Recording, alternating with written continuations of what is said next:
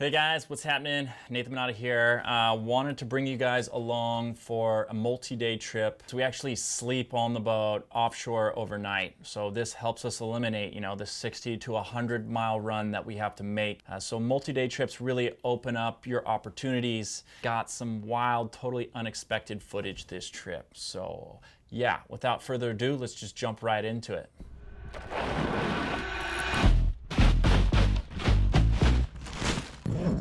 This particular trip, we had one of the founders of Surfer on the boat. So Surfer is a company that creates apparel for people who basically just spend time in and around the water. Zenon's a good friend of ours. We love their product here at the shop. And we also had two other divers that had taken classes with us before at Just Get Wet. So it was a boat full of familiar faces.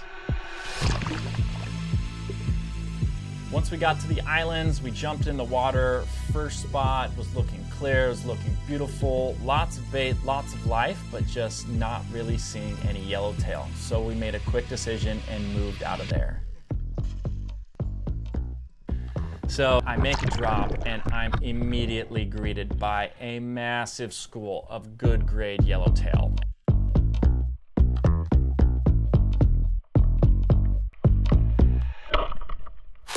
So I wanted to try one more spot before it got too dark. I had heard of this pinnacle that was in about 60 to 70 feet of water. I had never dove it myself. I jumped in, check it out. She produced.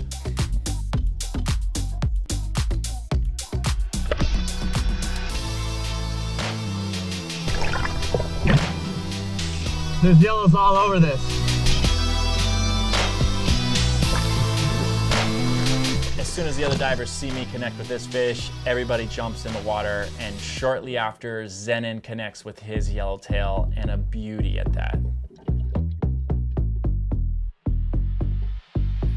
Another nice fish for the Opa, and we're ready to call it quits for the day.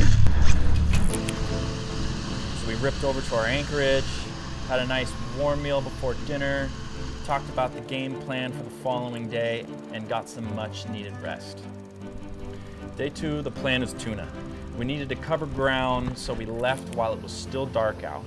And while we're running up the lee side of SCI, suddenly, to my amazement, in the last place that I ever expected to see tuna, we see tuna. Just like a mile or two off the island. Drop divers in the water. Divers are seeing fish. A couple of them are getting shots off, but not connecting. We were on a bait ball. I jumped in the water because I really wanted to get an up-close look of this bait ball and see kind of what it was like, and it was nothing of what I had expected.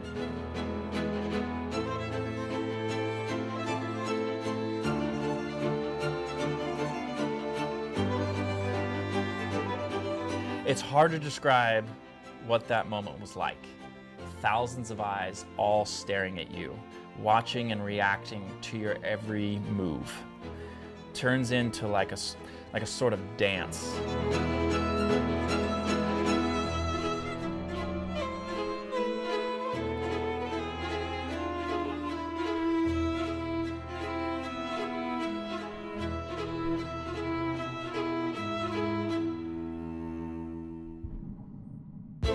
But eventually, the divers started seeing more fish, so we needed to get the heck out of that spot, and we proceeded to play whack-a-mole for the next hour or two.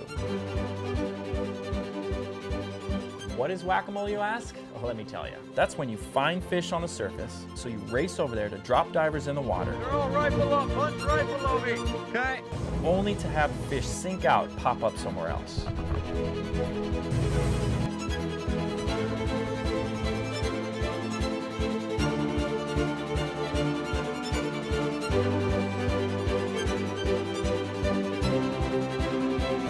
This is what tuna hunting looks like most of the time.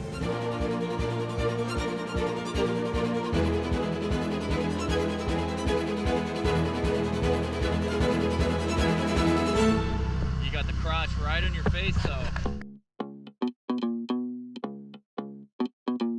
So, that's it. Easy to spend a whole day driving around searching for bluefin and never even see them, which is one of the reasons why I love these multi-day trips. Is you don't have to go all are broke on one particular fish. We can get out, do some paddy hopping, go to the island, do some island diving, and then have a whole day to properly kind of go for some of these more difficult species like bluefin.